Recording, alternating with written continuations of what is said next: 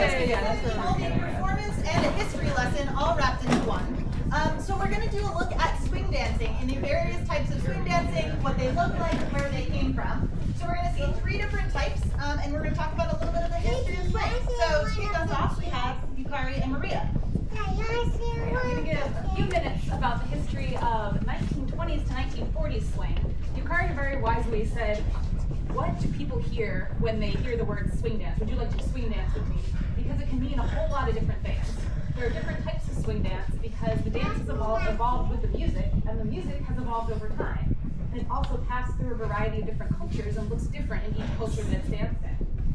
So I have a teacher who refers to the jazz continuum, and she talks about jazz movement starting in Africa and several countries in Africa and having movement roots there that came over to the United States, passed through the swing era and blues and other things, and it exists still today in dances like hip-hop and shuffle and house and other things. I'm not going to cover that whole history, but just to give you a context, this is a very long lineage we're talking about. So I'm going to focus on the 1920s to 1940s because that's what inspired the routine that Yukari and I are about to do. Picture 1920s Charleston, South Carolina. We have a bustling port city.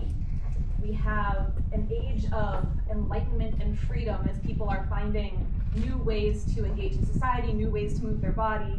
And also, we have the Great Migration starting to happen of people moving from the south up to the north, as particularly the Black community is trying to avoid Jim Crow laws. And so you have a lot of artistic movement and expression happening and also moving within the country. And musically, you've got ragtime and marching bands and music that sounds a little bit like choo, choo, choo, choo, choo. It kind of makes you want to like bounce and hop a little bit. And so in this environment, we have James P. Johnson, who was a musician and a composer, and he was watching how a particular group of dancers from Charleston were moving, particularly those who were working in the docks down there. And so he composed music that made sense to their movement, and it got this name, the Charleston. And he put it into this Broadway production called Runnin' Wild in 1923. And if you picture the song Charleston in your head, da, da, da, da, da, da, da, da, da, that's kind of what got it started. And you had people moving in very solo, free, liberating ways, all of this, knee movement and ways that didn't necessarily require a partner, and it swept the nation by storm. It was a big dance fad that actually went beyond the United States and international at the time. And then there was also a partnered version of this, a partnered version of Charleston that was kind of mirroring or taking that type of movement and combining it with lots of, I'd say, ballroom dances, like European influenced type of dance movement in partnership, but also using Charleston vocabulary. So in the first half of our routine, you're going to see Yukari dancing some solo and some partnered Charleston from the 1920s. And then fast forward into the 1930s, the music starts to change a little bit. If you can picture a drum set doing something like, it has this rolling feeling, which changes from a more boom, boom, boom to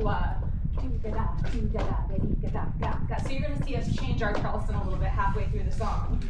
And that's where the swing era came in, big band swing music. And this is what, when we say Lindy hop, we're referring to. Why Lindy?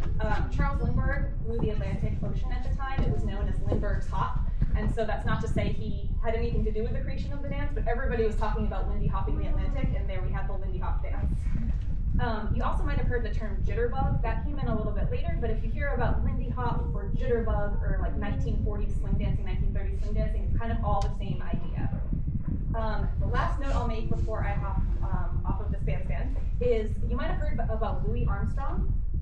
He had a very long career. He composed in the 1920s, so there's some Charleston stuff that Louis Armstrong wrote and performed.